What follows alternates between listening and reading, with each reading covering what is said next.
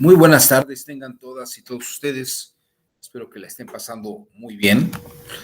Vamos a continuar el día de hoy con nuestra sesión de epistemología general metateórica. Estamos hablando de las filosofías del conocimiento dentro de nuestro diplomado en epistemología jurídica. Habíamos dejado en el tintero algunas cosas, un par de planteamientos el día de ayer. A mí me gustaría precisamente comenzar con esto para darle una continuidad y continuar con el abordaje de estas teorías del conocimiento que se dieron en la antigüedad, en la época contemporánea, bueno, en la época moderna, en el recibimiento de la época moderna y luego en la era contemporánea. Habíamos quedado, si yo mal no recuerdo, habíamos estado platicando sobre precisamente un par de temas. Uno de ellos era sobre el tema del poder, de la verdad y el poder, sobre que el que tiene la verdad es una cuestión de poder. Y por ahí me parece que se estaba citando a Michel Foucault, ¿no? Pero bueno, antes de hablar de Foucault, me gustaría hablar sobre un autor que es un autor mucho más antiguo que Foucault, tal vez un autor que vivió 100 años antes que Foucault, que se llamó Lewis Carroll. Lewis Carroll era un profesor de matemáticas y de lógica en Inglaterra y escribió un libro sumamente famoso sobre el cual se ha escrito mucha glosa, muchos comentarios y muchos análisis, que era Alicia en el País de las Maravillas.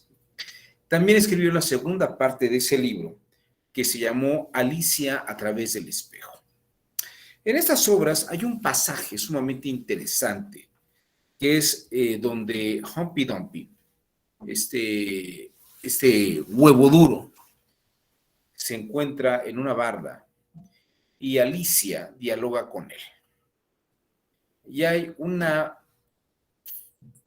pasaje en el que se habla propiamente de el tema del poder. Dice, cuando yo empleo una palabra, dijo Humpty Dumpty, en tono despectivo, significa exactamente lo que yo quiero que signifique, ni más ni menos. Y le dice a Alicia, la cuestión es, dijo Alicia, si puede usted hacer que las palabras signifiquen tantas cosas distintas. La cuestión es quién manda, dijo Humpty Dumpty. Y ayer estaba pensando, me quedé con esta impresión, que el que decide qué significan las palabras y el que decide qué es un tema de verdad, parecería que es un tema de poder. Como yo tengo el poder, entonces yo puedo decir qué significan las palabras. Lewis Carroll, en su lógica simbólica, fue cuestionado, bueno, antes de escribir la lógica simbólica, él fue cuestionado sobre este pasaje, y en su lógica simbólica, en la página 165, dice, frente a esta postura, o sea, la de Humpty Dumpty, sostengo que cualquier autor está plenamente autorizado a darle el sentido que guste a cualquier palabra o frase que quiera emplear. Pero dice, cada autor puede adoptar su propia regla, con tal que naturalmente sea coherente consigo mismo y con la realidad conocida como lógica. Si en ese sentido, si la persona que tiene el poder decide qué sentido deben tener las cosas, dice Carroll, lo único que se le podría pedir es que mantuviera una coherencia de lo que está diciendo. Porque en el caso de que perdiera esa coherencia, no tendría ninguna lógica, ningún sentido todo lo que dice. Que parece que lo podemos ver claramente en algunas personas que se han dedicado a gobernar este país. Hay cosas que afirman y la sostienen con un sentido y luego cambia totalmente el sentido. Esto es algo que podría ser considerado como muy reprochable. Ahora, el tema de la verdad, si el sentido de las palabras depende de quien tenga el poder, el tema de la verdad también parecería que está en manos del que tiene el poder. Pero entonces aquí la pregunta es, ¿quién tiene el poder? ¿Quién determina el sentido de la verdad del poder? Hay un autor que se apellida Kuhn, que escribió un libro que en los años 90 fue famoso, muy famoso. Se llamó Las Revoluciones Científicas. Déjenme ver si encuentro acá el libro en la red para mostrárselos.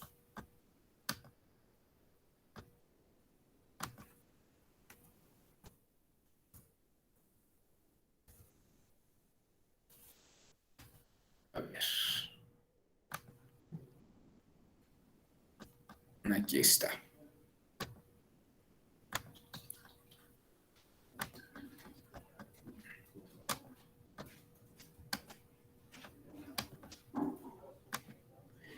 El libro en particular del que les quiero hablar es este libro de Thomas Kuhn, La estructura de las revoluciones científicas. Está editado en los breviarios del Fondo de Cultura Económica. ¿Qué dice Kuhn en este libro? Dice, la verdad, sobre todo en el campo de la ciencia, está en manos de una burocracia. Y les voy a decir en qué sentido lo dice Kuhn y relativamente hace poco vivimos esta situación. Y digo hace poco, pero estoy hablando de hace más de casi 20 años. Muchos de ustedes, la mayoría de ustedes, aprendió que tenemos 9 planetas en el sistema solar. Hasta había una canción de Odisea Burbujas que iba cantando cada uno de los planetas. ¿Te acuerdas tú, Omar? Alejandro sí se acuerda, ya estaba tarareando. No, maestro, no me tocó esa época. ¿No te tocó? ¿Nunca lo viste? Bueno, acababa siempre con Neptuno y Plutón, ¿no? Y Plutón era un planeta, era el último planeta del sistema solar. Pero fíjese que a principios del siglo XXI hubo una reunión de expertos científicos, como diría Kuhn, y determinaron que Plutón no era un planeta, sino que era un planetoide. Yo no sé si ustedes sepan la historia de por qué Plutón dejó de ser planeta y se volvió planetoide. ¿Alguien la conoce? ¿No? A ver, déjenme. Creo que se supone que porque no tenía el tamaño ideal y porque su órbita no era como la de los demás planetas. Eso es lo que recuerdo. A ver, que no tenía que... Que no tenía un tamaño ideal y aparte su órbita no eran como la de los demás planetas. Eso es lo que recuerdo vagamente. Muy bien. Fíjense que les voy a mostrar el cinturón de Kuiper. Déjenme ver si puedo...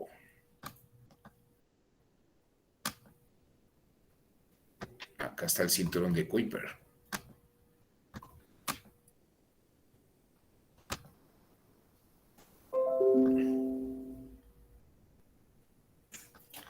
A ver. Déjenme compartir la pantalla.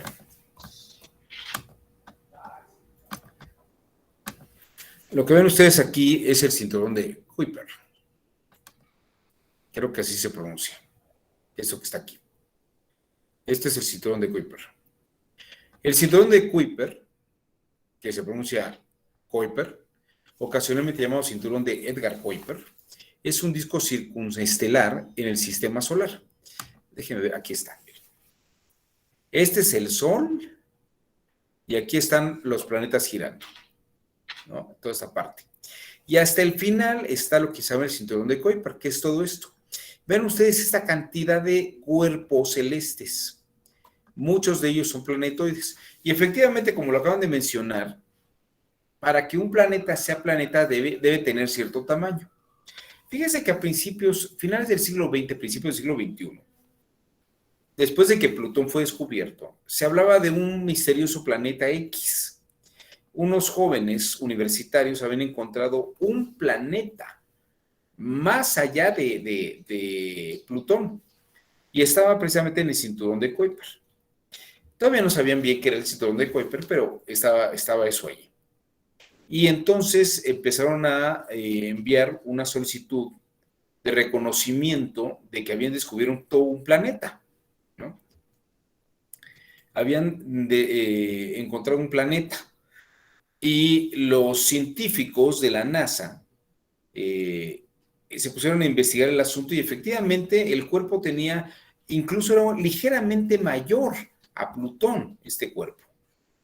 Pero se dieron cuenta que también no solamente estaba ese planetoide, ese planeta, sino que había otros tantos cuerpos casi del mismo tamaño que Plutón o arriba de Plutón o este misterioso planeta X en el cinturón de Kuiper. Porque ven ustedes la cantidad de cuerpos que hay ahí. ¿Ya lo vieron? Bueno, entonces, como diría Thomas Kuhn, se reunió la sociedad científica, la comunidad científica, y ellos decidieron que Plutón ya no iba a ser un planeta. Porque si Plutón era un planeta y los demás planetas estaban ligeramente más grandes que Plutón, pues había que reconocer por lo menos otros 5 planetas más. Entonces la comunidad científica determinó que ya no iba a haber Plutón. Solamente se quedó en la astrología. Y no sé qué planeta es el que rige a Plutón. A ver si alguien aquí que le gusta la astrología me dice.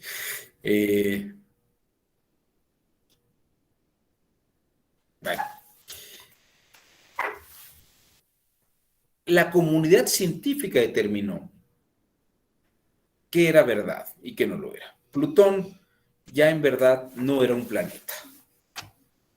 La verdad es que Plutón ya no era un planeta, quedó en el estatus de planetoide. Y este tipo de cosas es lo que podremos determinar como una verdad. Omar dice que es Escorpión. Ay, no lo sé. Yo la verdad, como no soy muy astrólogo, yo sé que a Cáncer lo rige la Luna y a Leo el Sol. ¿A ti qué te rige? Géminis. ¿Pero qué planetas lleva Géminis? Mercurio. Mercurio lleva Géminis, por ejemplo, ¿no? Entonces, pero no sé qué otros planetas rijan los otros signos. Pero creo que Plutón sí se quedó rigiendo algún signo del zodiaco. Bueno, el punto a todo esto es que haciendo el análisis, en ese sentido, Thomas Kuhn, precisamente lo que habla sobre este tema de las revoluciones científicas, este libro titulado La estructura de las revoluciones científicas, lo que va marcando es también un poco esto que platicamos el día de ayer, que el grupo de científicos determina qué cosa es verdad y qué cosa no lo es, ¿no? También se determinó que la Tierra ya no era el centro del sistema, sino que era el Sol, por un grupo de científicos, y también eso volvió a ser una verdad. Entonces, la autoridad de la ciencia y las razones que da la ciencia busca justificaciones para establecer lo que es una verdad. ¿Podríamos decir que es una situación de poder?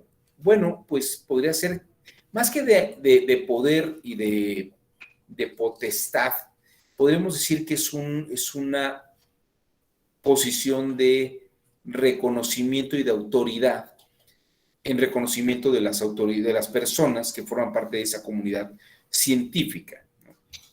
De hecho, en ese sentido, los científicos determinan qué cosa es verdadera y qué cosa no lo es, pero dan una serie de razones para avalar en qué sentido sí es algo verdadero y qué sentido no lo es.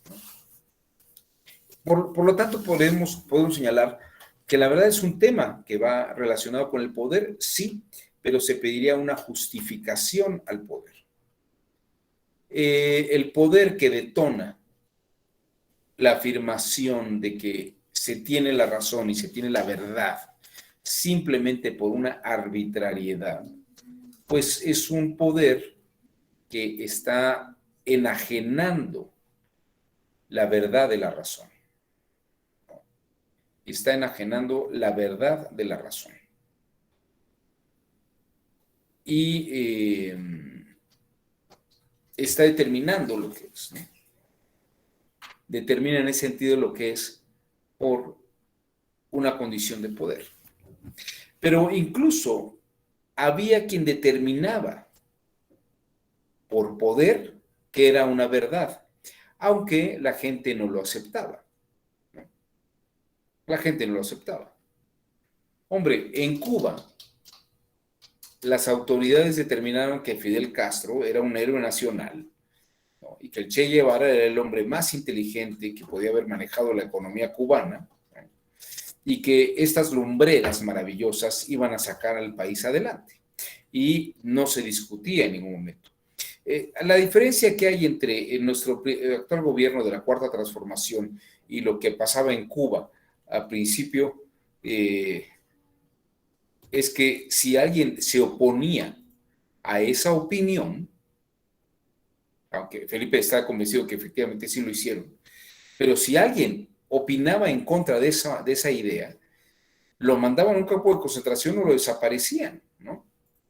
Es decir, era una opinión en la que si no se estaba de acuerdo se suprimía.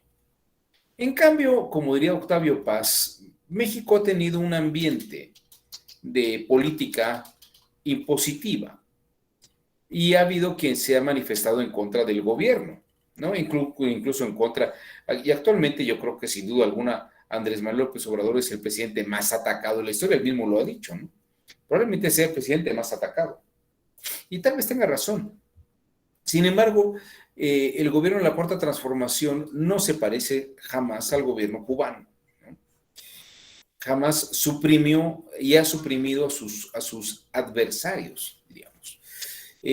Octavio Paz, les decía, escribió un libro que se llamaba El logro filantrópico. Y es que describe esta cosa muy natural en la inteligencia del gobierno mexicano. Decía que en México uno podía criticar al presidente, podía criticar a los líderes de sindicato, que uno podía decir que el gobierno estaba llevando la forma de manejar la administración pública de una manera patética, pero no pasaba nada. No lo mandaban a un campo de concentración y lo suprimían de la vida, ¿no? Entonces, por eso decía que era un ogro, igual que otros gobiernos, pero era un ogro filantrópico, no era un maldito como lo fue Stalin, o lo fue Adolfo Hitler, o lo fue Mao Zedong, o lo fue Fidel y el Che, que suprimían y de algún modo acababan con los adversarios que decían que podía haber otra verdad.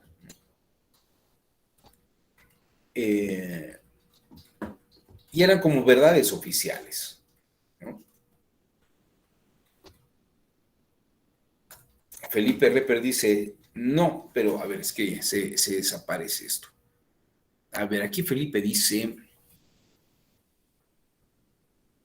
Repper dice, y lo hicieron. Me imagino que habla de que Fidel y el Che verdaderamente salvaron a Cuba.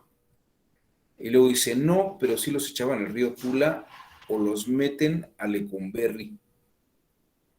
Ay, pues sí, pero los meten a Lecumberri. Pero ¿en cuánto tiempo salieron todos de Lecumberri, Felipe? ¿Cuánto tiempo estuvo Silvestre Revueltas? No, Silvestre no, José Revueltas. ¿Cuánto tiempo estuvo José Revueltas o Elías Gortari en la prisión de Lecumberri? Y así que dijeras que la pasaron como si hubieran estado en la isla del diablo. Hombre, si hasta le dio tiempo de escribir el Apando, ¿no? Y algunas otras cosas. ¿O no? ¿10 años tuvieron? No, no puede ser, porque, fíjate, Felipe, los metieron en el 68, ¿no? Y para el halconazo ya estaban libres. Fue cuando se dio la amnistía, y el halconazo fue en el año 71. Rosendo Radilla. Sí, bueno, pero eso no sabemos si fue totalmente el gobierno, ¿no? Maestro, discúlpeme, yo sé que me estoy dando un tiro porque jamás nunca voy a brillar en sociedad, ¿no? Pero me vale gorro. Hay una cosa que se llama guerra sucia, ¿no?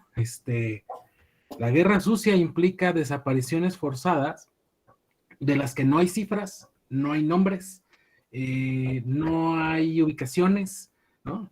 Este tema de, no, aquí a los opositores se les respetaba. ¿En serio? Sugiero a mis compañeros, ¿no? Que revisemos, no sé, México Armado de Laura Castellanos, por ejemplo, ¿no? La propia resolución del Rosendo Radilla que habla sobre las desapariciones forzadas, ¿no?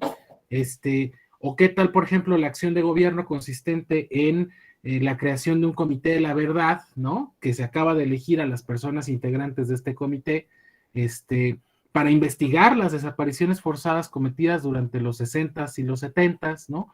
O a los compañeros estudiantes, arrojados al mar de Cortés, en fin, tanto así como que a los opositores se les respetaba, o no sé, ¿no? Lucio Cabañas, que lo echaron a una barranca en Cuernavaca con unas prostitutas y bañado en alcohol y le explotaron el carro, ¿no? Por crear el Partido de los Pobres, en fin, creo que tanto como que a los opositores en este país se les respeta, no creo que esa sea una idea que se sostenga mucho, profesor, la verdad, con todo respeto, aunque me odien todos. ¿Tú crees que todo esto fue el gobierno, Felipe? No, maestro, son las organizaciones civiles, obviamente, el gobierno es respetuoso, ¿no? ¿Cómo cree? A ver, es que por eso, un poco de ironía. Todas las canciones de protesta, ¿no? Y todos los Oscar Chávez, y todas las Amparo Ochoas, no, pues o sea, las expresiones culturales muy de izquierda, ¿no? Vinculadas con los abusos de poder sistemáticos en este país, son puro invento, ¿no? Claro, obviamente, son la bola de chairos resentidos desde los 60, hombre. Muy bien, Felipe. A ver, Luis Fernando levantó la mano. Adelante, Luis Fernando, te escuchamos. Pero prende el micrófono porque no te escuchamos así.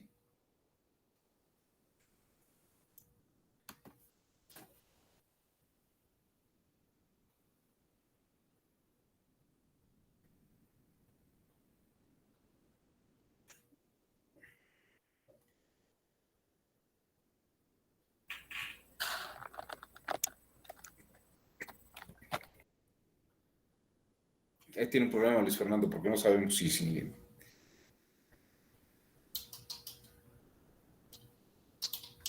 Bueno, en lo que logra prender su micrófono Luis Fernando,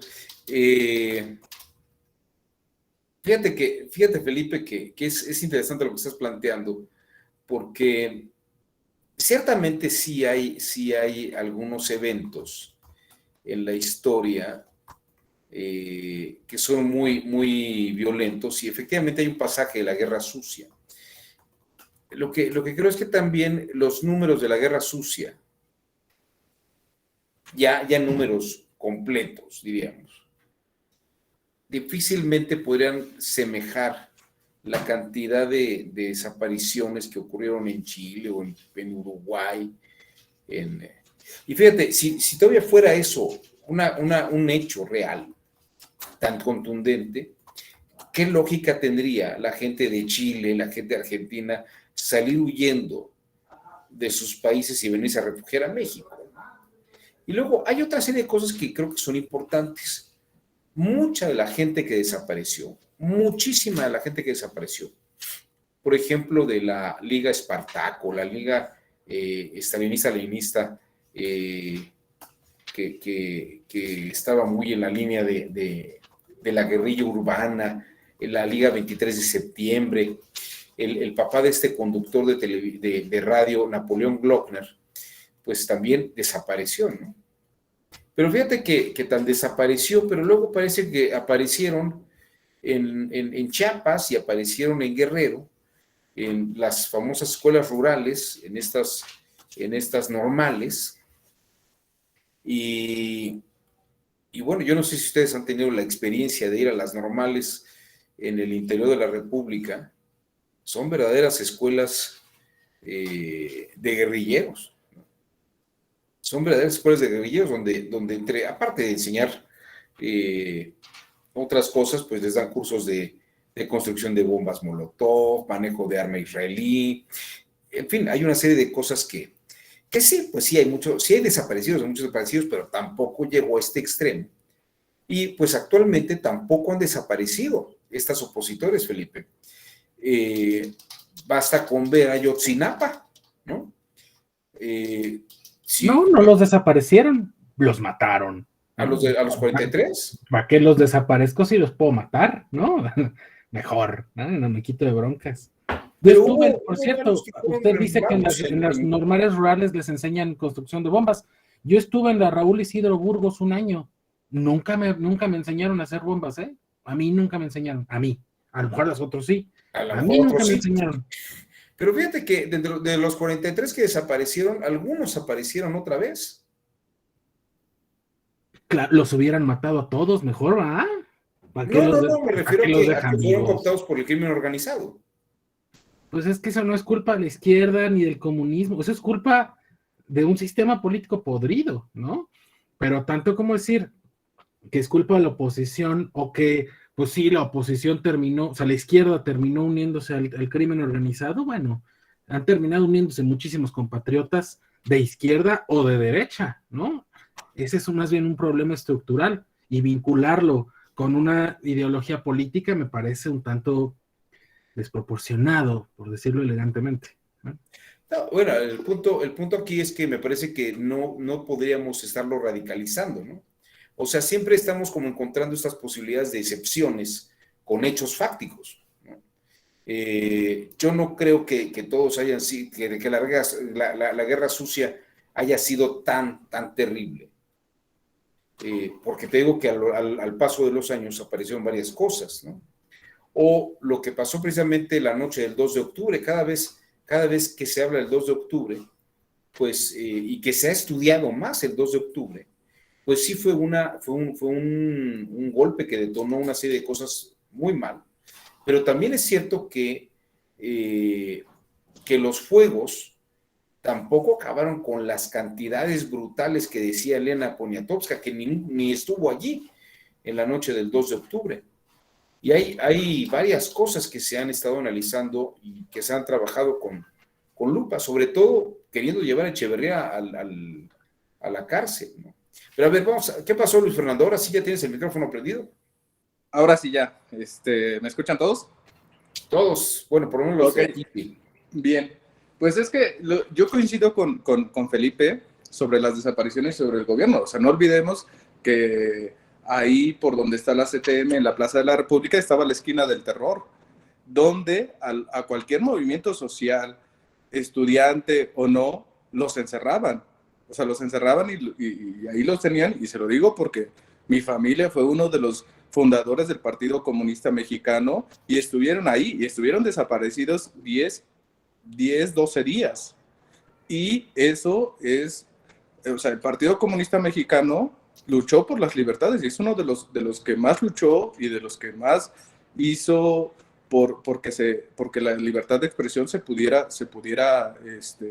escuchar. O sea, eso de que dicen ahora, es que sí fue el gobierno, por supuesto que era el gobierno, por supuesto que eran paramilitares que traía el gobierno, por supuesto que eran policías, o sea, y eso sí está documentado y lo pueden decir quienes estuvieron en esos movimientos sociales, quienes estuvieron y quienes participaron de esos movimientos sociales. Entonces, yo sí creo que en este sentido, pues no podemos negar nuestra historia y no podemos negar que las minorías han sido calladas por muchos años en México.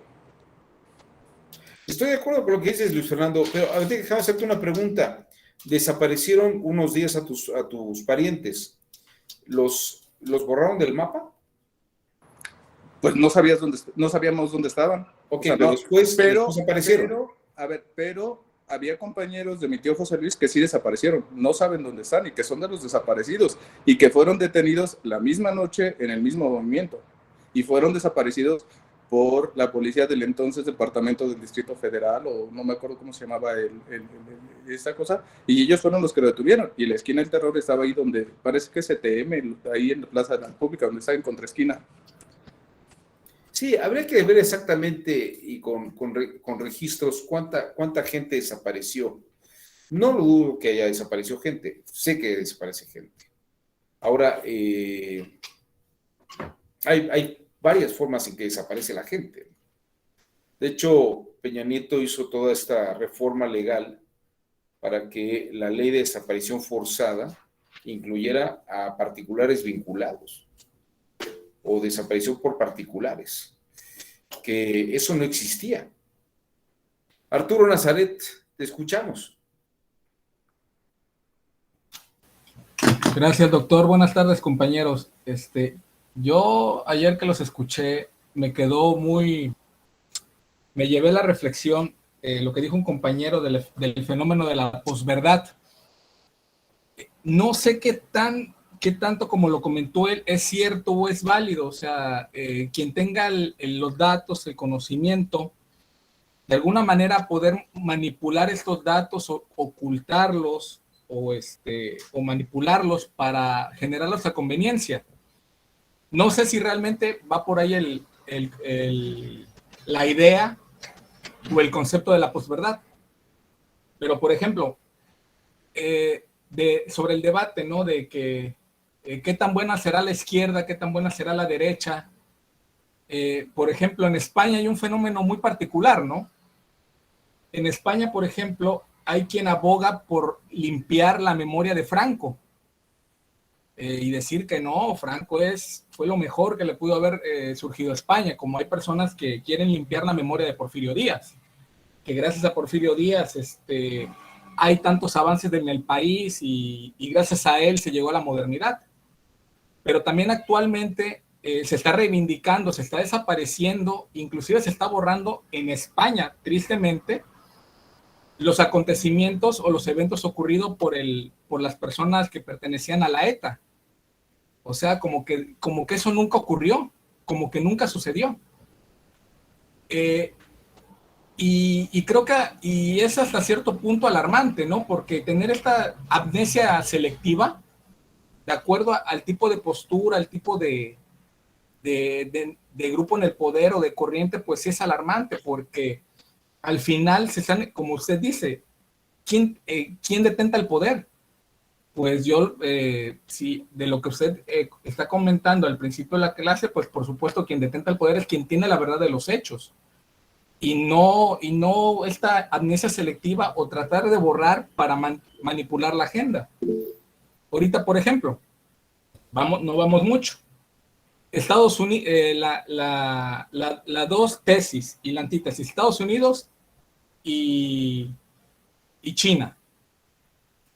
Tenemos, en el sistema mexicano estamos obligados a respetar lo que diga la Corte Interamericana, todas las jurisprudencias y todo lo que dice, pero sin embargo dos países no firman estos convenios internacionales, que son Canadá y Estados Unidos. Estados Unidos no podría firmarlo porque tiene una prisión llamada Guantánamo. Y es uno de los principales países que a sus presos políticos le suprime sus derechos humanos. Y por el otro lado tenemos a China, que en la palestra se le está respetando porque ahorita detenta un poder económico nunca antes visto. Pero sin embargo, ahorita, por ejemplo, tienen gulags para grupos en específico en el norte del país. Y sin embargo, ahorita China se le respeta a pesar que está violando derechos humanos de sus propios ciudadanos como de minorías. Ahora bien, no me gusta atacar tanto a China porque históricamente China ha sufrido crisis económica, ha sido golpeada al interior y desgraciadamente nadie en la palestra internacional se interesó por China durante mucho tiempo, lo dejaban a su suerte.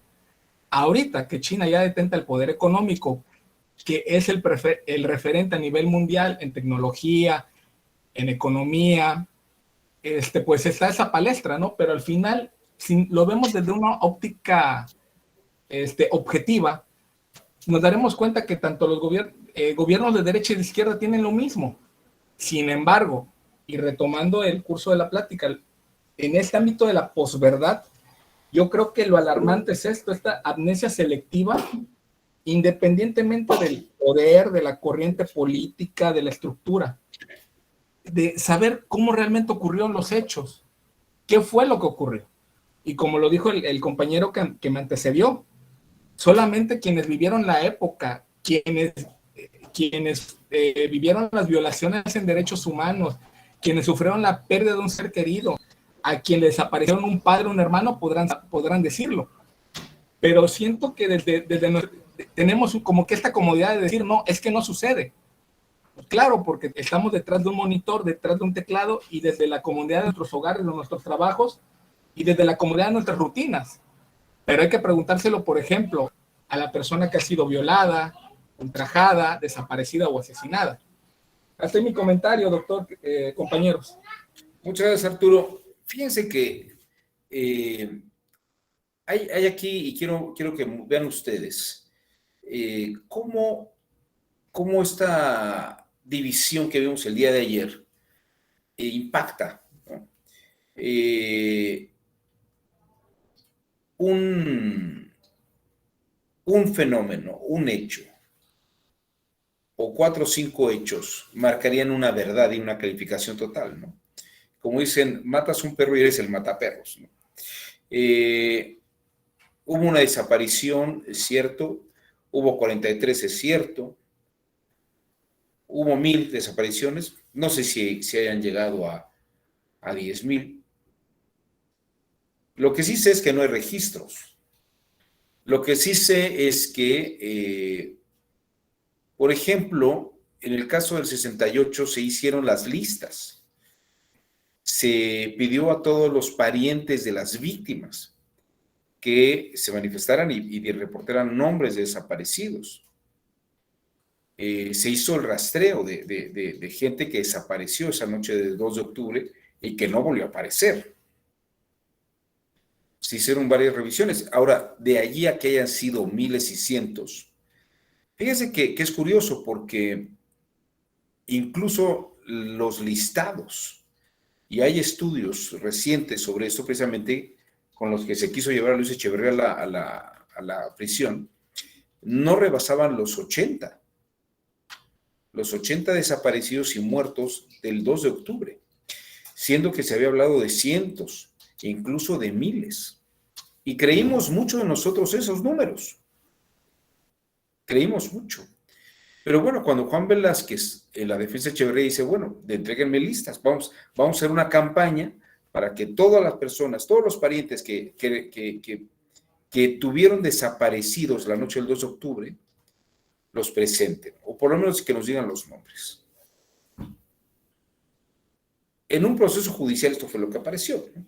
Ahora, de ahí a que es absoluto decir que eso es cierto o es verdad, vamos, a veces es cierto en cuanto que da una condición de seguridad de que así ocurrió, pero eso no quiere decir que haya ocurrido de facto, ¿no? Y de ahí a decir que es una mentira también es un poco absurdo, porque volvemos al punto, parece que la verdad depende de los parámetros de referencia sobre los que estamos operando. No podemos tener una verdad al modo griego en ese tipo de cosas. No podemos decir que allí está la verdad absoluta, ¿no? Es cierto que Lucio Cabañas, es cierto, ¿no? Es cierto que también hubo bombardeo sobre los zapatistas, es cierto, ¿no? Pero también es cierto que hay muchas historias adentro de todo eso. Hay muchas historias dentro de todo esto. Ustedes no están para saberlo, yo para contárselo. Ahorita te doy la voz, Jesús. Nada más quiero contar esta anécdota. Yo tuve una época en mi vida en la que me estaba muy vinculado a estar haciendo entrevistas con algunos artistas. Y me tocó visitar a Alberto Gironella en Valle de Bravo. Alberto Gironella tenía un contacto permanente con el subcomandante Marcos. Y en una ocasión que ya estuve yo allí con él, llegó un correo, una persona, que era el correo entre Marcos y Alberto Gironella. Era una joven, una señora joven, que les gusta 30 años, 27 años más o menos. Y mientras estábamos allí, se me ocurrió hablar con ella y le preguntaba que si era precisamente zapatista. Me dice, sí. Yo y un grupo de mujeres salimos del pueblo buscando a nuestros esposos que habían estado encerrados en una prisión en Chiapas y de pronto desaparecieron. Decían que se los habían llevado para la guerrilla. Y entonces le dije, bueno, ¿y los encontraron? Dice, bueno, los zapatistas nos encontraron. Y le dije, ¿qué pasó? Se nos mandaron 3 meses a capacitarnos a Israel, a manejo de armas.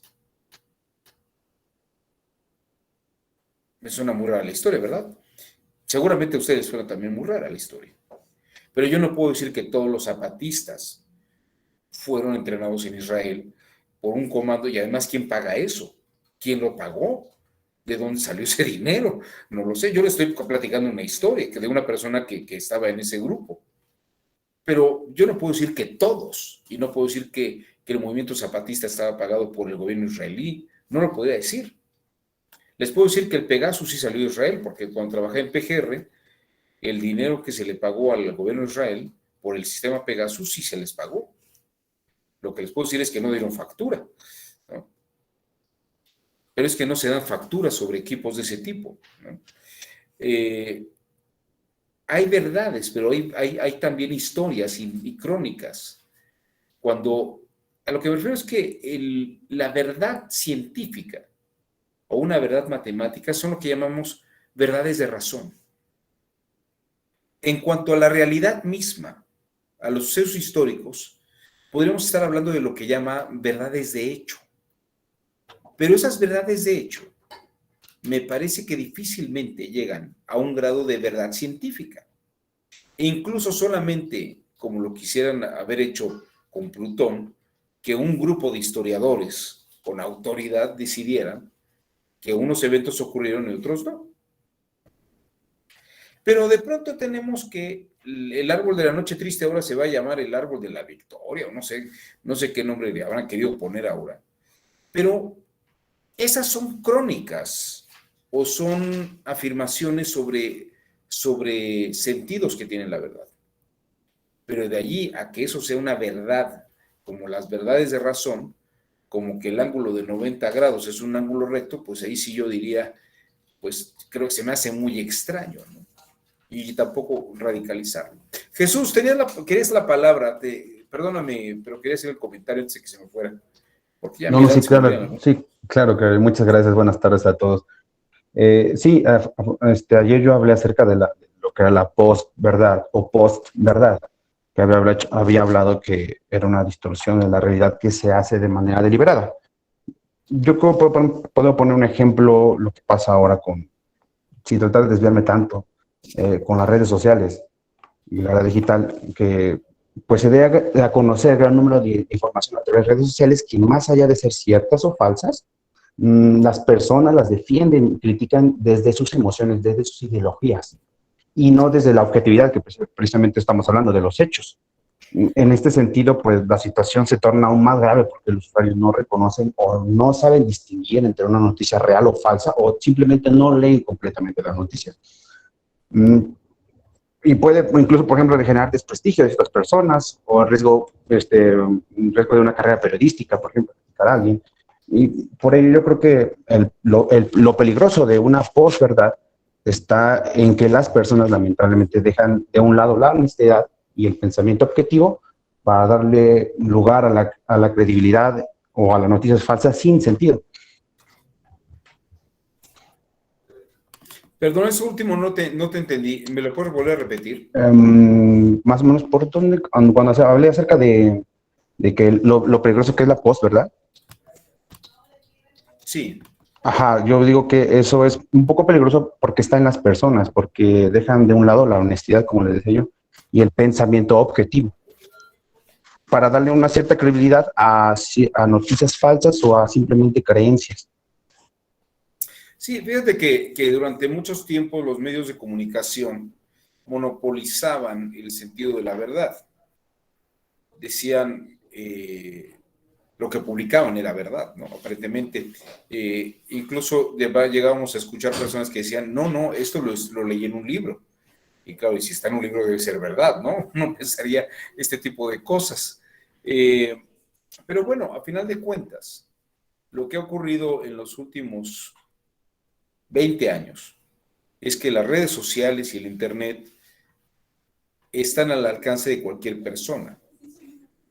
Y la gente, dependiendo de los vínculos, de las redes y las conexiones, pues puede ser influencer o puede tener cierto alcance. De ahí que ellos mismos determinen qué es lo que consideran como una verdad, o un comentario puede volverse una verdad, ¿no? Y esto, lo que ha ocurrido con la posverdad es que está en manos de las redes y está en manos de la gente cotidiana y la gente de la calle.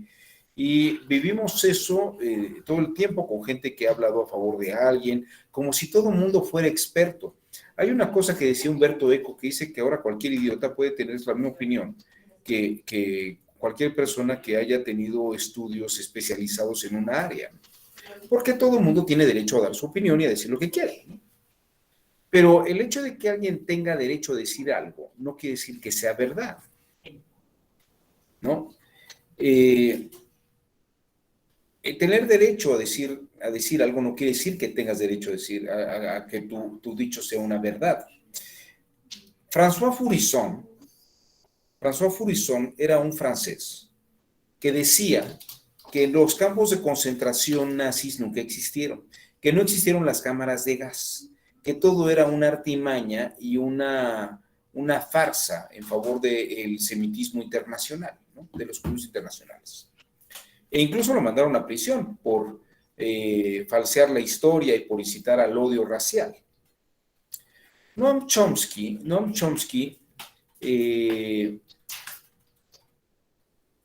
puedo decir que salió a la defensa, pero él habló sobre la libertad de expresión. Y la libertad de expresión precisamente iba en la línea de que cualquier persona era libre de decir lo que quisiera. Pero eso no quiere decir que lo que dijera fuera verdad, ¿no? De hecho, Chomsky decía que Fourisson tenía derecho a dar su opinión, pero no tenían derecho, nadie debía tener el derecho de suprimir su derecho a decir eso. ¿Y por qué razón? Porque decía, precisamente, los nazis, de los que él dice que no hicieron las cosas, fueron sujetos que suprimieron la verdad, de toda esa gente que mandaron a los campos de concentración. Entonces, hacer lo mismo con Fourisson, que se hacía hacer lo mismo, suprimir su derecho a expresarse, pues eso era igual que lo que los nazis habían hecho con todas las víctimas, suprimir su voz. Y precisamente esto es lo que es interesante, porque ahora tenemos que ser tolerantes. Pero quiero distinguir que hay dos temas aquí distintos. Uno es que tengas derecho a expresarte. Dos, tú puedes decir lo que se te pegue la gana. Pero tres, de ahí a que tú digas es verdad, o que la gente lo acepte como una verdad, pues no es la comunidad científica de Thomas Kuhn, ¿no? Esto es lo que quiero decir. La verdad creo que tampoco es un tema de poder. Porque el que yo esté obligando a alguien a afirmar algo, no lo hace verdad. O sea, el tener la libertad de opinión o el tener monopolizado algo no lo hace verdad. A ver, aquí hay algunos comentarios. Pero volvemos al tema de quién establece la verdad. Ahorita vamos a eso. Ahorita vamos a eso, José Luis. Solamente quería hacer esta distinción de que el tema de la verdad no es un tema de poder. No es un tema de poder. Porque incluso hay gente que habla sobre imponer la verdad y no ocurre, ¿no? Tal parece que vivimos en 1984 de George Orwell. Estamos viviendo entre montañas de desinformación. Mira, tenemos muchísimos comentarios. Ahora la verdad es el anhelo más preciado. No lo sé. Pero miren, vamos a echarle un vistazo. Todavía tenemos un poco de tiempo. Vamos a echarle un vistazo a esto que le pasó a Noam Chomsky. Quiero que vean ustedes esto. Él escribió sobre la libertad de expresión. Los franceses utilizaron ese texto para defender el derecho de libertad de expresión de Faurisson y acusaron a Chomsky de apoyar a Faurisson. Y Chomsky tuvo que salir a decir, a ver, espérenme, yo soy judío, yo sí creo en el holocausto, ¿no? No estoy de acuerdo con lo que dice Faurisson. Es más, yo creo que nadie le cree a Faurisson. La gente que le debe creer es en menos del 0.1%. Pero él tiene derecho a decir lo que se le pegue la gana, ¿no? Él tiene derecho a decir lo que se le pegue la gana. Porque estamos en un sistema democrático libre. Vamos a ver qué les parece. Ay. ¿Qué pasó?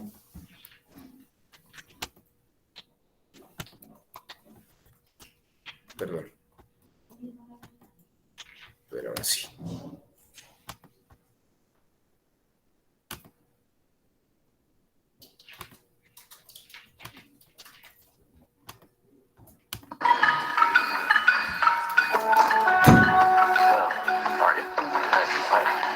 Sit down there, please. Welcome to Holland. I'll introduce you first in a few lines. Professor Chomsky, Noam Chomsky, is nu 60 en is ongeveer de meest controversiële intellectueel van Amerika. Dat is ook alweer een platitude, maar zo wordt hij helemaal altijd genoemd. Chomsky has been called the Einstein of modern linguistics. The New York Times has said he's arguably the most important intellectual alive today, but his presence here has sparked a protest.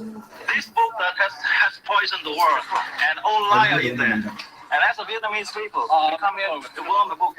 Vietnam! Vietnam! He said that in Vietnam there's no violation of human rights and no crime in Cambodia is wrong. Chomsky he's a professor. He's using that to poison the world. And we come here to protest that. I don't mind the denunciations, frankly. I mind the lies. Well, I mean, intellectuals are very good at lying. They're professionals at it. You know, vilification is a wonderful technique. There's no way of responding to it. If somebody calls you, an anti-Semite, what can you say? I'm not an anti-Semite. You know, somebody says you're a racist, you're a Nazi or something.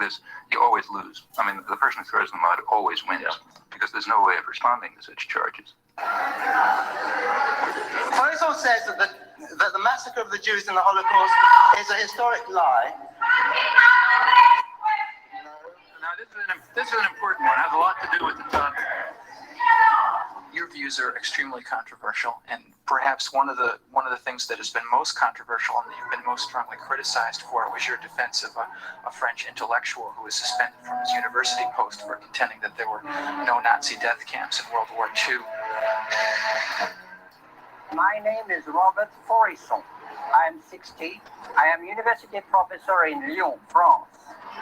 Behind me, you may see the courthouse of Paris, the Palais de Justice. In this place, I was convicted many times at the beginning of the 80s.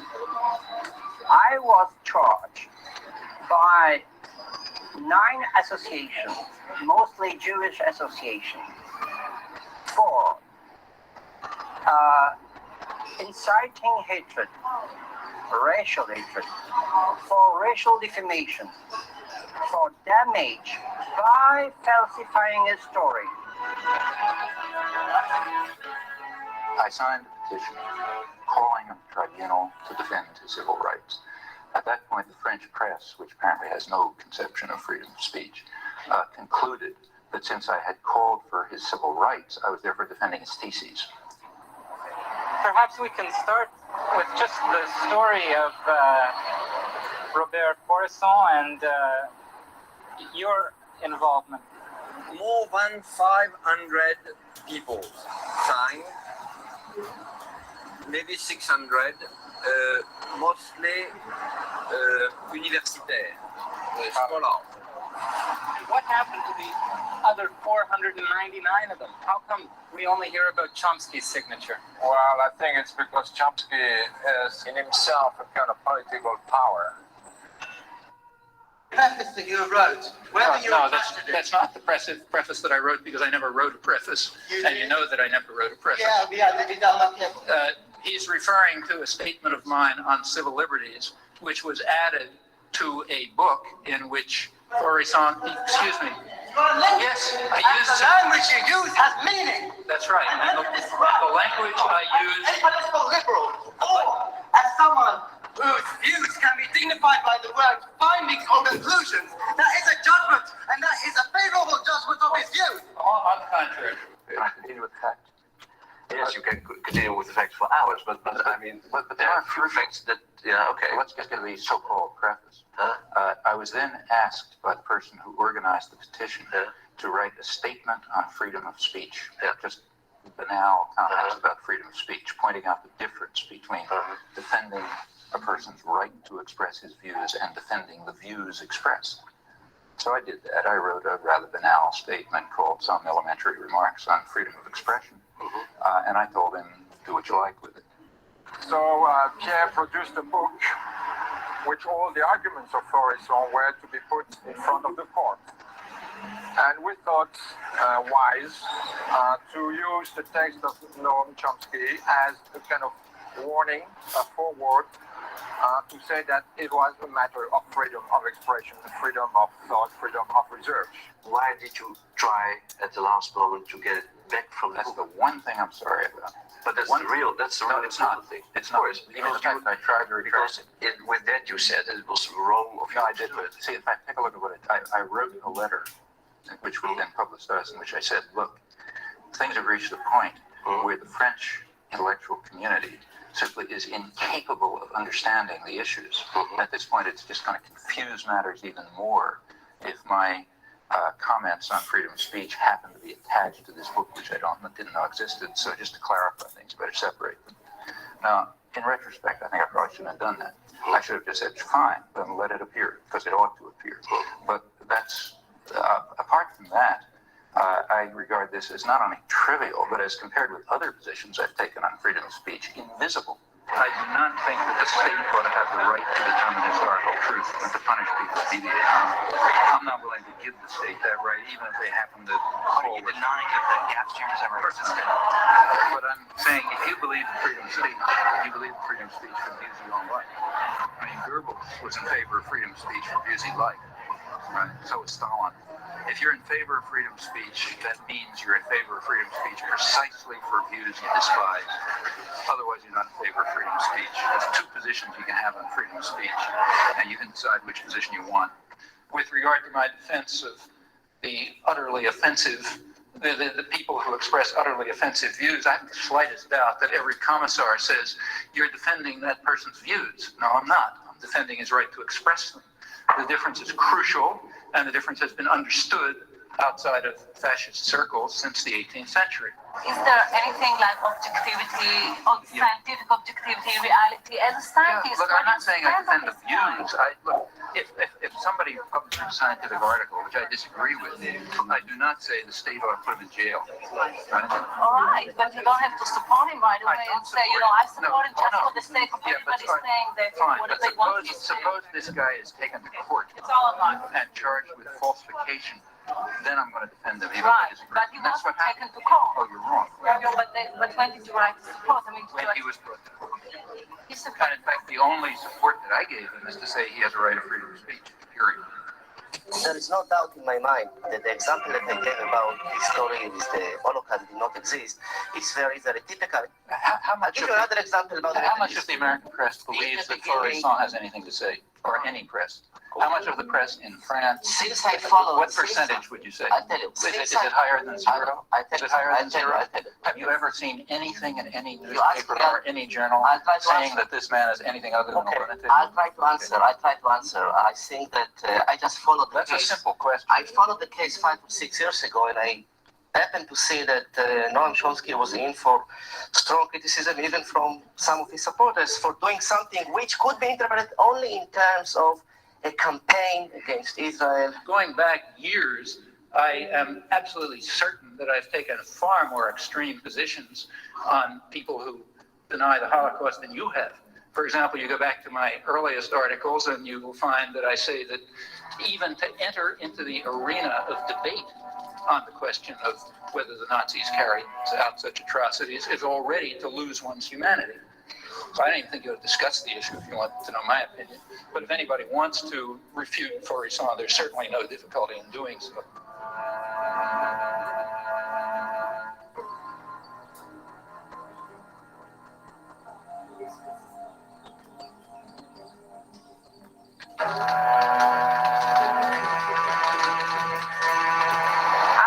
I'm not interested in freedom of speech and all that. I have to win, and that's the question. And I shall win.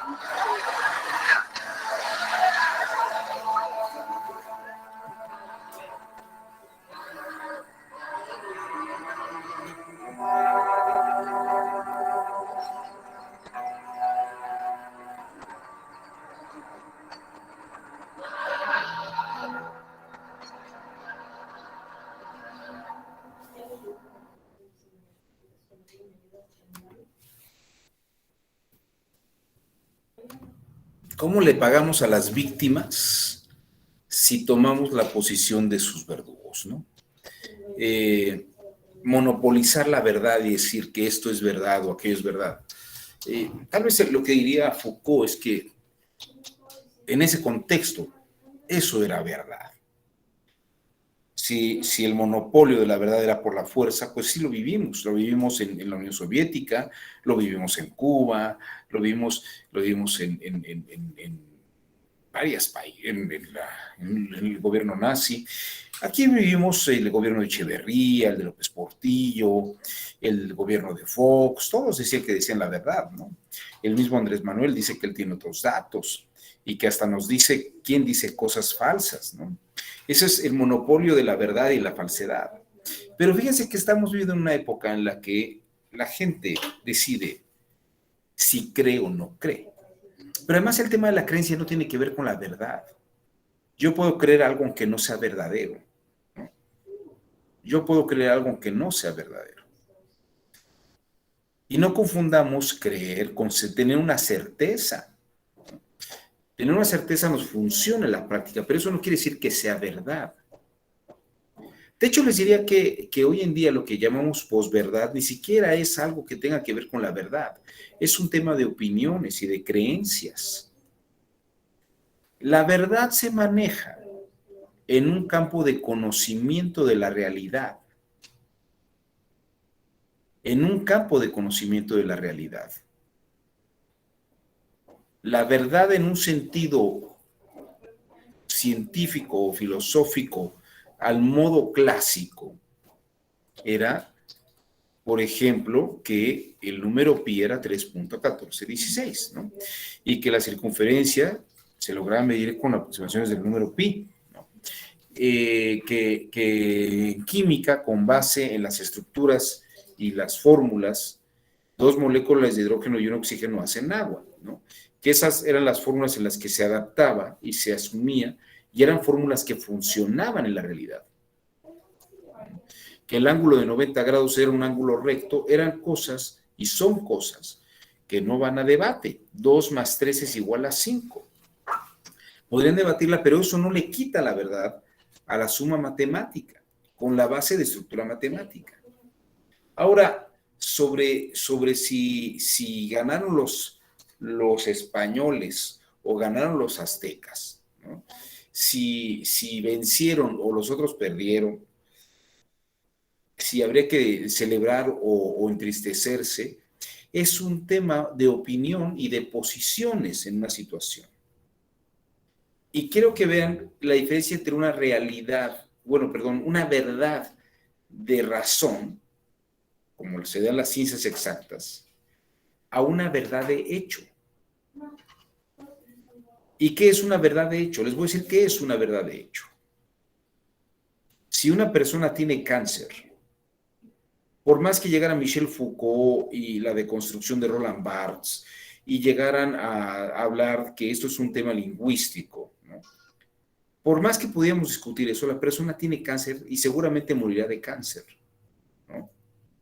Si alguien tiene COVID, podríamos hablar sobre que está politizándose, que qué mal está ocurriendo esto. Es como lo que cuando se cayó de Tláhuac, el metro, ¿no? ¿Hubo muertes? Sí, hubo muertos. Ay, pero lo están politizando. Ay, ¿por qué le están tirando la culpa a la señora Sheinbaum? ¿No? Ella ni lo construyó, ¿no? Bueno, esas son opiniones. Pero lo que es una verdad es que se cayó aquello. ¿De quién es la responsabilidad? ¿De quién es la responsabilidad? Pues parece que es un tema de opinión, ¿no? ¿Qué posición? ¿Desde dónde lo quieres tomar? Desde el que construyó, o como diría hablar, yo solamente firmé las autorizaciones, a mí yo no era el ingeniero, ¿no? ¿Cuál es el parámetro que estableces para decir la adecuación del intelecto con la realidad? ¿Y en qué momento? La verdad del griego era una verdad absoluta, aunque hubiera poder. De hecho, se establecían parámetros de poder, pero incluso no era un tema de verdad. El tema de verdad, ¿qué tendría que ver con las creencias? Hay gente que no cree cosas y son verdaderas, ¿no? Felipe, te escuchamos. A partir de lo que está diciendo, profesor, si el asunto es cómo sabemos que algo es verdad, cómo le hacemos para saber que algo es verdad, yo le diría que la verdad depende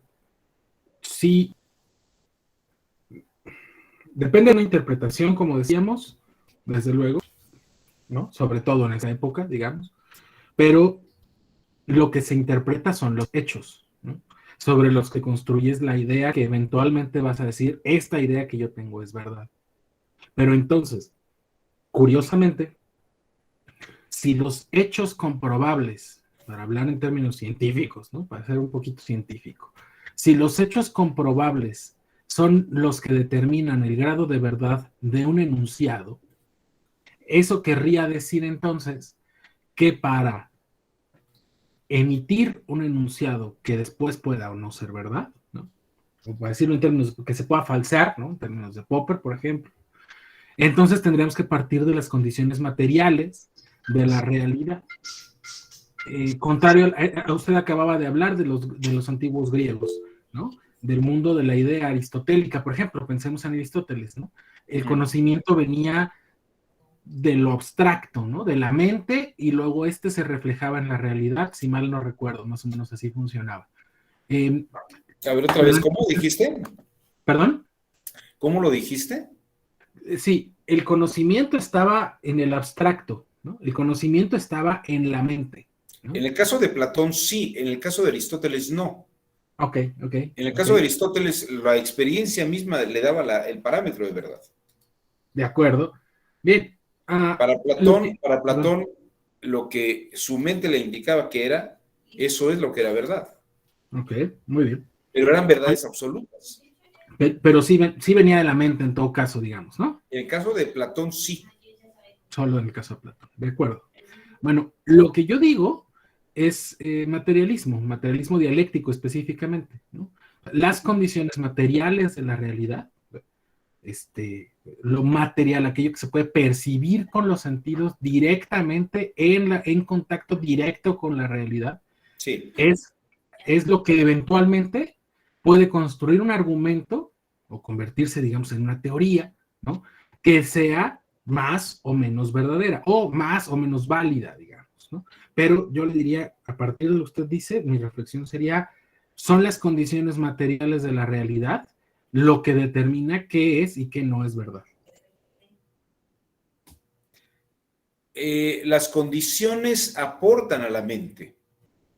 El tema, Felipe, y como veremos esto a lo largo del diplomado, es que no hay una mente estándar.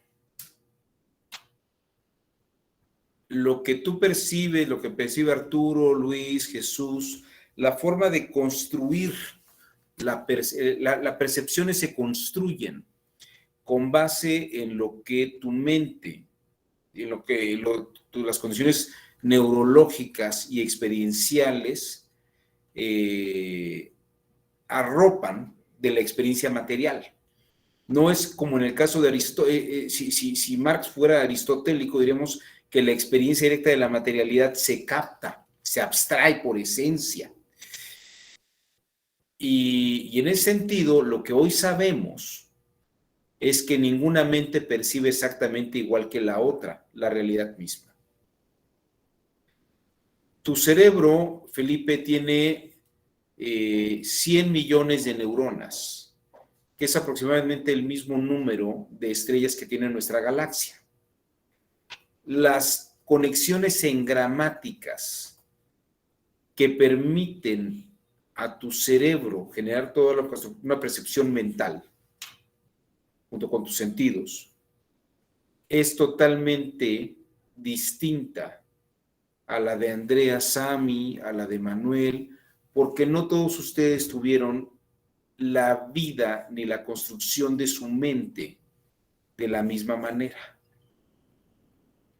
Entonces, aunque la realidad sea la misma, cada cabeza es un mundo. Y nadie puede salirse de su cabeza para ver que lo que está fuera de su mente es como lo que está en su mente. Esto es lo que van a ustedes a ir descubriendo a la hora de exponer y analizar todos estos grandes problemas. Precisamente la epistemología nace porque se derrumba la idea de una sola ciencia y se derrumba la idea de un solo paradigma. Y Popper, efectivamente, Popper diría, hay una verdad, pero pues se puede falsear. Bueno, en un paradigma sí, pero tal vez en otro paradigma no. Y esto depende también de las formas de estructuración del razonamiento. Vamos a ir viendo esto a lo largo de este programa. Es precisamente eso lo que es interesante. En materia judicial, lo que es muy notable hoy en día es que no se habla solamente con la presentación de la prueba, sino cómo se construye la prueba epistemológicamente. No es que la prueba esté allí en bruto en la realidad, ¿no? Es cómo se construye esa percepción. Pero ahorita vamos a platicar, solamente estoy hablando de la metacognición histórica. Y lo que he querido decir es que había verdades absolutas y había verdades contingentes. Y que hoy en día, me estoy adelantando, lo que se considera una verdad tiene que ver con el modelo de construcción epistemológica. Por eso surge la epistemología como un saber. Y que aunque tú tengas derecho y que la gente tenga derecho a decir lo que quiera, no quiere decir que eso sea una verdad. El hecho de que mucha gente crea algo no quiere decir que sea una verdad.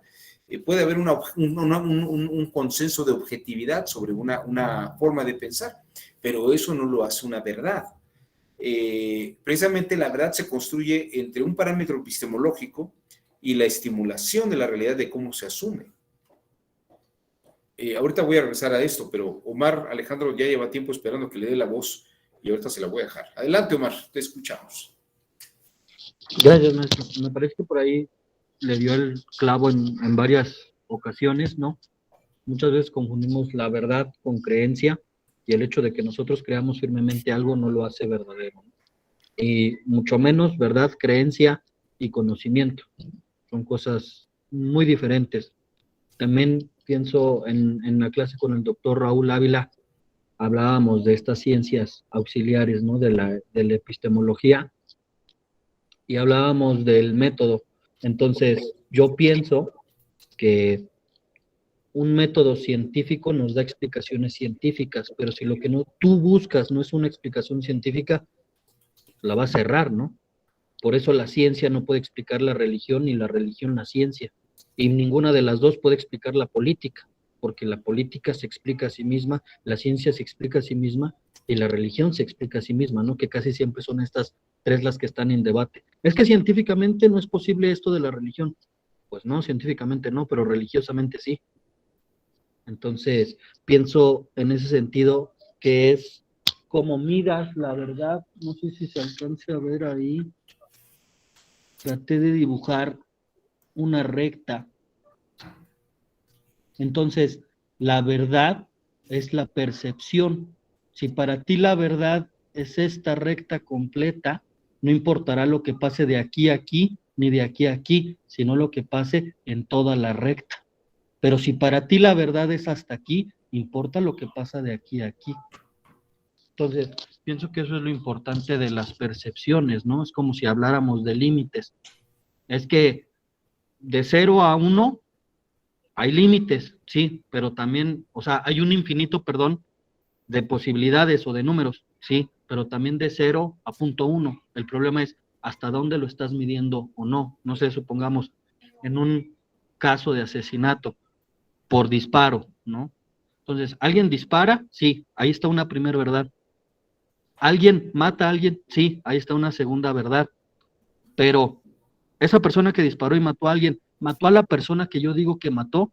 Esa es tal vez la verdad que me interesaba plantear, no las primeras dos. Entonces, ¿hasta dónde llega el rango de medición para poder decir si es verdad o no es verdad, ¿no? Así es, Omar. Perdón, es que me está distrayendo aquí un texto de Andrea. Dice Andrea Sami, la verdad es relativa. Bueno, Andrea, ya estás perfilando tú a favor de la verdad semítica, ¿no? Lo que vimos ayer, que esa verdad dependía de momentos y circunstancias. Dice, depende de vivencias, valores, principios de cada ser humano. Lo que es bueno para ti quizá no lo sea para todos los demás. Bueno, esa es la idea semítica, por ejemplo, Sami. Aristóteles no estaría de acuerdo contigo, pero efectivamente el profeta Isaías sí. Carlos Herón Barrera, adelante, levantó usted la mano, le escuchamos. Hola, doctor, buenas noches. Buenas Doctor, noches. disculpe, ¿a qué se refiere con la reconstrucción de Roland Barthes, perdón? ¿La deconstrucción de Roland Barthes? ¿O a qué te refieres? Por favor, si me la puede explicar. Bueno, tal vez he cometido un error, no me refiero a la deconstrucción de Roland Barthes. Tal vez era la reconstrucción de Derrida. Pero lo que sí te puedo decir que tal vez me refería a Roland Barthes como el grado 0 de la escritura, que le va a dar pie a Derrida hablar del grado 0. Ahora que, gracias por la precisión, Carlos, no sé si por ahí querías que hiciera la distinción. Roland Barthes dice que el texto llega a un punto en el que no hay interpretación per se en el texto, sino que depende de todo el que lea el texto. ¿Sí me explico en esto? Sí. Y por el otro lado, Derrida dice que un texto tiene una construcción y que esa construcción lleva una cierta carga programática o ideológica, ¿no? Y que en todo caso habría que desarmar esa idea y deconstruirla, ¿no? Por ejemplo, se utiliza todo ese discurso ahora cuando se habla de los estereotipos lingüísticos, ¿no? Por ejemplo, perdón ustedes la expresión, pero creo que es muy, muy interesante. Por ejemplo, la palabra macho, que parece que se utilizaba como un estereotipo de persona valiente y valiosa, ahora se trata de construir ese sentido. Entonces, todas las interpretaciones posibles que había en eso, pues ya no habría que asumirlas. Y mi confusión venía muy probablemente porque en el caso de Roland Barthes te diría que ese estereotipo programático no está en el texto en sí mismo, ¿no? Sino que está en una sociedad que cree que está en ese texto y lo asume en ese texto, ¿no? Y esto me parece, si me recuerdas un poco en torno a qué lo estamos hablando. Ah, claro. A ver, dame un minuto porque se me estoy quedando sin batería.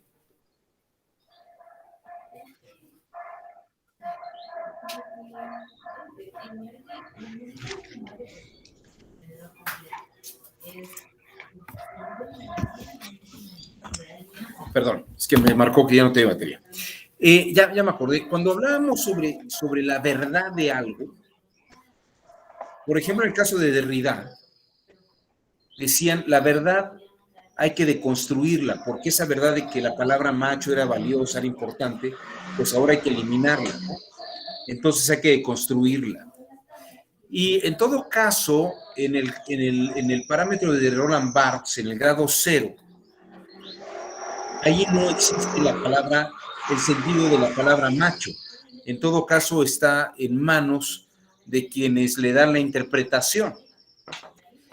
Pero voy aquí a un punto que creo que es relevante. Aunque haya un grupo que le dé una interpretación a partir del grado 0 en Roland Barthes, o que asuma que hay un valor en sí mismo en el texto, como Derrida, para deconstruirlo, eso no quiere decir. Ahí hay una serie de creencias, pero no hay una verdad. ¿Sí me estoy explicando, Carlos? Sí, doctor, gracias. Entonces, a lo que voy es con esto. Lo que filosóficamente hablando y en el campo, incluso cuando hablamos de la verdad jurídica, ¿de qué estamos hablando? Es un proceso de construcción epistemológico. Y lo voy a decir en estos términos. Cuando establecen el parámetro epistémico en el que se va a buscar la referencia, está estableciendo las bases de lo que tendría que ser una verdad de hecho, ¿no? Voy a poner un ejemplo muy burdo, pero creo que es muy didáctico. Si yo determino que una prueba tasada con criterios de cálculo en gramos y kilos es como hay que valorar una cantidad de piezas, pues estoy poniendo los parámetros epistémicos de lo que yo entiendo por gramos y kilos, ¿no? En un sistema de pesos, y entonces aceptaré que tanta cantidad de droga estaba en un lugar. Pero si yo manejo otro sistema, ¿no? Si yo manejo otro sistema y establezco otro parámetro de referencialidad y otro criterio, pues otra cosa. Es como lo que estaban diciendo hace unos días en esto de quiénes quieren las mentiras, que dicen que México es uno de los países más corruptos del mundo. Y esta muchacha, que no sé ni siquiera cómo se llame, dijo, bueno, eso es verdad, pero no es del todo cierto, o eso es verdad, pero no es real, ¿no? Y bueno, tal vez habría que decirle a esta muchacha que precisamente como ella lo explica, en el momento que ellos ponen ese parámetro de medición y lo establecen en ese parámetro de medición, conforme a los datos de esos parámetros de medición, México es uno de los países más corruptos. Pero si ella y el grupo de científicos nacionales del CONACYT, de la señora directora del CONACYT, Bulla o Pérez Bulla, no sé cómo se llame, ¿no? Yo he tratado de ya no imaginar nada en el CONACYT, pero esta señora lo que dice, podría decir muy bien, vamos a crear un nuevo parámetro, ¿no? Y en ese sentido estaría haciendo una construcción epistemológica nueva, ¿no? A mí, por ejemplo, no me parece absurdo, ¿no? Me parece curioso, pero no me parece absurdo que diga el presidente, vamos a acabar con los índices de Producto Interno Bruto, ¿no? Vamos a poner el parámetro de la felicidad. Bueno, me parece un trabajo muy loable y bonito, ¿por qué no se lo piden al CONACYT, ¿no? Que establezca los parámetros epistémicos a partir de los cuales se puede medir la felicidad. Y entonces que diga, sí, nuestro Producto Interno Bruto es tanto, pero nuestro nivel de felicidad es este otro. ¿Bajo qué criterios y parámetros? Bajo estos criterios establecidos.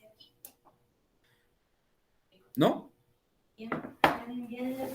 Esto es a final de cuentas, Felipe, lo que establecería la verdad. Y por ejemplo, para Aristóteles y para Platón, Hubo un tirano, y no porque fuera mala persona, pero era tirano porque monopolizó y fue autoritario en su gobierno, que se llamó Pisístrato. Y un sabio llamado Anaxágoras y otro que se llamaba Simónides de Ceos establecieron, por ejemplo, el zodiaco, establecieron meses del año, establecieron una serie de parámetros para hacer funcional el gobierno de Pisístrato. Y creo que tenemos muchas cosas del gobierno de Pisístrato todavía en la actualidad que han seguido y son parámetros de lo que sería una verdad, ¿no? Pero porque estamos operando en ese parámetro de realidad. Entonces, el proceso epistemológico es definir los parámetros y establecer los criterios, y obviamente la forma en que el sujeto o los sujetos que están apreciando el trabajo estén dentro de los parámetros que estén acordando. Pero no es un tema de poder. Es un parámetro de referencialidades. ¿Sí me voy explicando? Hoy es eso. Antes de estas búsquedas, pues sí era ver quién monopolizaba el poder y las verdades, ¿no? Pero con un Derrida que deconstruye y con un Roland Barthes que establece grados ceros, pues no hay nada, todo depende de los parámetros en los que te vayas a enfocar. Ahora, la palabra epistemología también va en esa misma línea por Bertrand Russell. Ahí no le pide nada ni a Derrida ni a Roland Barthes. Y ahorita voy a regresar a Foucault, porque con esto quiero acabar el día de hoy. Adelante, Carlos Heronte, levantaste la mano otra vez. Perdón, no, doctor. ¿No qué? ¿No lo levantaste? Ah, bueno. Entonces sí me da tiempo de echarle un vistazo a Foucault en esta línea. Fíjate que Foucault tiene varias etapas. Y ahora que se han publicado todos sus seminarios, los está publicando acá. Bueno, ahora que se los publicó, te estoy hablando de hace 24 años que los publicó. Hace 22 años que publicó acá los seminarios Foucault, todas estas clases. Tenemos un Foucault que era el Foucault catedrático, más allá de la historia de la locura y la nave de los locos y la historia de la sexualidad y vigilar y castigar.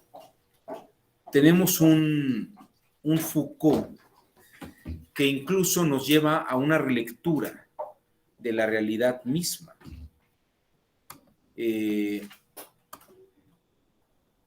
Foucault, por ejemplo, en la microfísica del poder, nos lleva a plantear, él plantea, por ejemplo, en Vigilar y Castigar, que hay sistemas disciplinarios, ¿no? Y aquí Felipe tiene efectivamente este parámetro que establecía Foucault, que comentaba ayer, es como si la verdad es absoluta. El que establece la verdad absoluta es el que tiene la autoridad, ¿no? El poder, es el tema de poder. Muy bien. En ese sentido, diríamos que es el Foucault que habla sobre los sistemas, como el que precisamente había en Aristóteles, en Platón, en la Edad Media, con Tomás de Aquino, los temas medievales, los sistemas absolutos, el copernicano, por ejemplo, o el sistema newtoniano eran sistemas absolutos. Pero fíjense que el siglo XX, con un sujeto como Albert Einstein, como Max Planck, cuando nos movemos en el campo de la teoría de la relatividad, cuando entramos con Max Weber en la distinción entre el político y el científico es el que tiene parámetros de construcción de realidad y fórmulas que son objetivas y predictivas. Pero el político dirige opiniones y creencias. En todo ese contexto,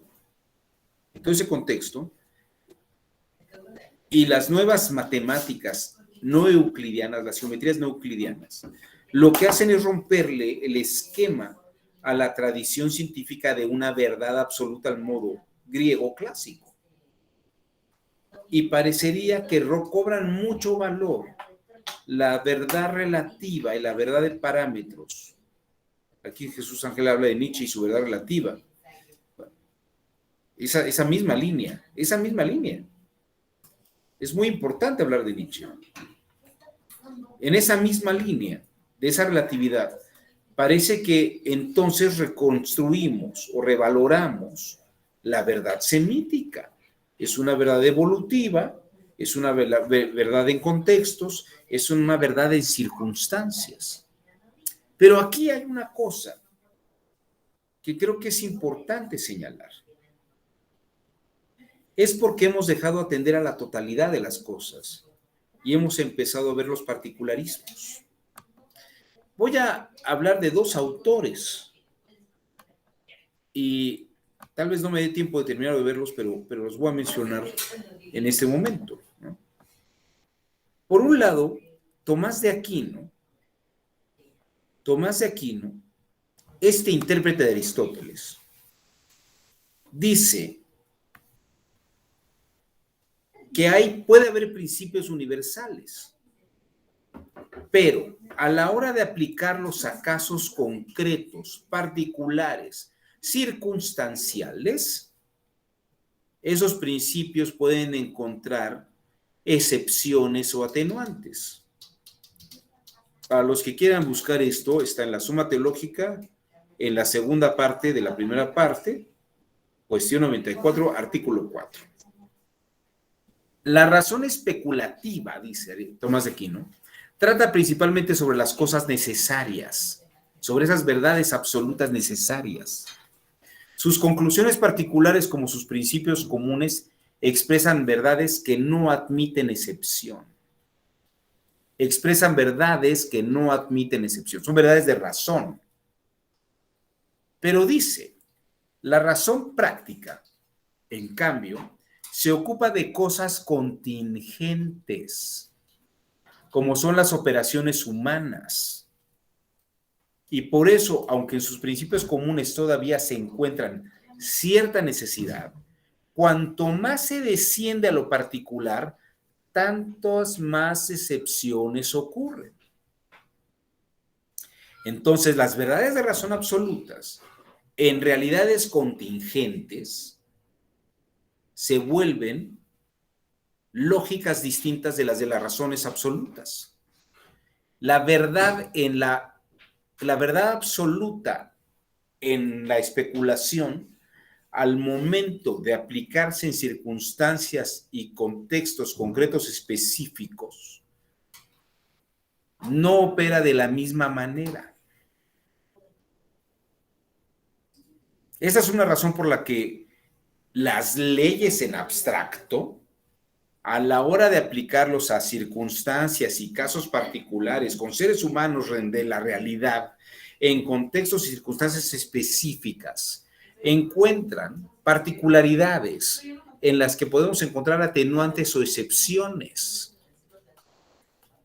Y dice Tomás de Aquino, así pues, en el orden especulativo la verdad es la misma para todos, ya sea en los principios y en las conclusiones.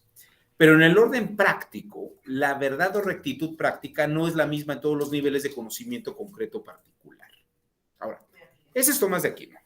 Michel Foucault dice prácticamente lo mismo en la microfísica del poder. Porque podemos hablar de la huelga, pero no es lo mismo la huelga Renault en mayo del 68 en Francia, que la huelga de Aeroméxico en la Ciudad de México en los años 1990. Las circunstancias, los contextos son distintos. Podemos hablar de estados totalitarios. Podemos hablar de estados fascistas, pero no todos operan de la misma manera. Cada caso tiene sus circunstancias y sus contextos. Todo el mundo puede hablar del COVID, pero no a todo mundo le da igual. Hay quien le da diarrea, hay quien le da falta de olfato, hay quien le da unas fiebres brutales, hay quien lo tienen que intubar. No se manifiesta de la misma manera, porque cada caso es particular. Dice Foucault, haciendo referencia a una pintura. Dice, la medicina tiene diagnósticos, descripciones de cómo opera una enfermedad. Pero las venas que a lo mejor se resaltan con tal enfermedad, en una pintura podemos ver, el médico sabe qué tan grave y qué otras cosas se están implicando. Tiene unas venas hinchadas, pero además las tiene azules, ¿no? O las tiene muy marcadas y los músculos se han debilitado, ¿no? Entonces puede entender un cuadro más complejo, particularizado, individualizado. Y las verdades de la enfermedad en general, en el caso particular, tienen una circunstancia y una verdad propia. Entonces, cada situación responde a su propia microfísica y para comprenderla debe de investigarse los principios y reglas del propio asunto en particular. La microfísica de Foucault es una caja de herramientas, así la describen, porque permite enfrentar situaciones particulares. No vivimos en una realidad uniforme y cuadriculada. Foucault dice que vivimos en las heterotopologías, en los otros lugares posibles, más allá del lugar absoluto.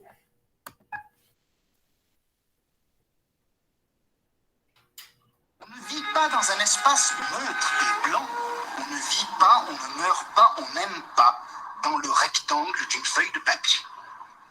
On vit, on meurt, on aime dans un espace quadrillé, découpé, bariolé, avec des zones claires et sombres, des différences de niveau, des marches d'escalier, des creux, des bosses, des régions dures et d'autres friables, pénétrables, poreuses. Il y a les régions de passage, les rues, les trains, les métros. Il y a les régions ouvertes de la halte transitoire, les cafés, les cinémas, les plages, les hôtels. Et puis il y a les régions fermées du repos et du chez-soi.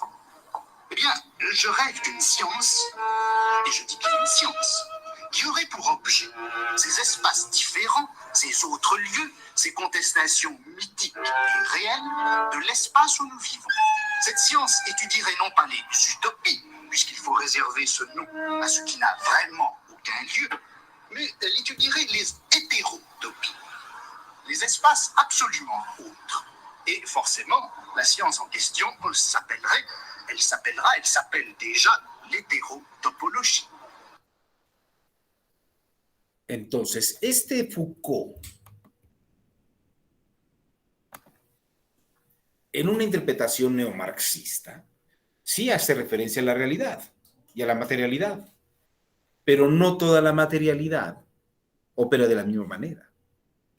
Es una materialidad heteropológica en sus circunstancias, en su contexto. Y esto me parece que es una gran lección para la verdad jurídica. Es una gran lección para una epistemología jurídica y un estudio de caso.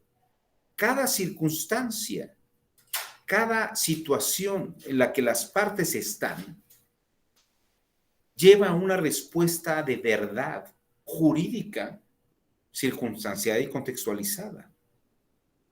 Oiga, la ley es la misma para todos, sí, pero su interpretación epistemológica ad casum no es igual. Como en la medicina, el tratamiento que se le da a un enfermo puede ser el mismo de medicamento, pero no en las mismas dosis. Hay que medir el peso, la edad, si hay patologías o no las hay. Si a todo el mundo le aplicaran la misma medicina de la misma manera, lo matan o no le hacen nada. Esto es lo importante de la idea de la epistemología. La valoración de la prueba en el contexto y las circunstancias. No es la verdad absoluta aristotélica. No es la verdad absoluta del que tiene el monopolio de poder. Es una verdad que atiende a una realidad particularizada, aquí y ahora. Esto es así, aquí y ahora. No existe el espacio isotópico de Newton. Es decir, no estamos todos en el mismo espacio, con las mismas circunstancias, ni todos pensamos ni percibimos de la misma manera. Me quedan 15 minutos escasos. Comentarios finales del día de hoy. Todavía tenemos la sesión de mañana. Nietzsche y su verdad relativa, así es. De hecho, esta idea de Dios ha muerto la toma Nietzsche de Lutero.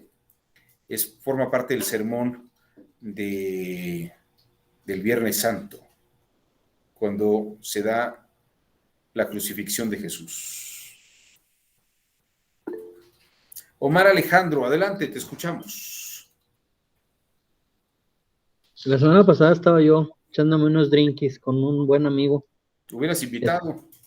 Ustedes que usted está hasta Ciudad de México, me parece. Yo soy de acá de San Luis, pero con todo gusto algún día coincidiremos. Voy este fin de semana a San Luis, ahí luego platicamos. Ándale, pues. Y hablábamos de, imagínate en el 2300, cuando digan, maestro, ¿a poco había gente que creía que si se vacunaba se iba a morir? Y el maestro explicándoles la historia, ¿no? Del 2020, del 2021. Pues sí, había gente que creía, pero ¿cómo es posible si ya tenían avances? O al revés, ¿a poco había gente que sí creía que vacunándose se iban a salvar? Pues sí, creían que vacunándose se iban a salvar, ¿no? Entonces, a lo que voy es, a veces alejarte del panorama era lo que trataba de explicar con la recta, ¿no? En nuestro tiempo, en este contexto, no podemos saber la verdad la sabrán los que vengan después de nosotros, que puedan estudiar nuestro contexto, sí, pero nosotros no podemos porque nosotros estamos aquí enfocados. Entonces, no sé, son temas que me llaman mucho la atención y nada, espero aprender mucho de estas sesiones. Bueno, pues te voy a decir una cosa, hay algunas cosas que decía Aristóteles sobre las verdades absolutas, ¿no? Y buscando un ejemplo, creo que podemos decir que hay verdades absolutas y no hace falta que ocurran para verificarse. Te puedo decir que es verdad que toda la gente del siglo II y del siglo III está muerta. Y te puedo decir algo que no ha ocurrido. En 300 años, ninguno de los que estamos en esta aula vamos a estar vivos. No hace falta que ocurra aquello para que sea una verdad. Ese tipo de verdades son las que le hubieran gustado mucho a Aristóteles o Platón, ¿no? Verdades absolutas como la matemática. Y eso fue lo que buscaba la filosofía. En el campo del derecho me parece que estas verdades absolutas no funcionan muy bien. Lo que funciona muy bien es como lo que dice Tomás de Aquino y Michel Foucault. Hay que atender a los principios, pero en las contingencias y en las particularidades. Muchas gracias por el comentario, Omar. Nos quedan escasos 12 minutos. ¿Alguien más? Felipe ya está decidiendo que va a afilar sus cuchillos para el día de mañana. Nel, me estaba echando un volcancito de suadero, profe, la neta. Estaba yo comiendo en clase. Qué barbaridad. Y además un volcán. Bueno. Ay, me envidia. Sí, aquí está mi hija y le encanta. Dice que deberíamos ir a cenarnos unos volcanes. Bueno, que tengan buena noche y nos vemos el día de mañana. Hasta luego. Descansen, cuídense mucho. Hasta luego. Buena tarde a todos. Buenas noches, hasta luego. Buenas noches a todos.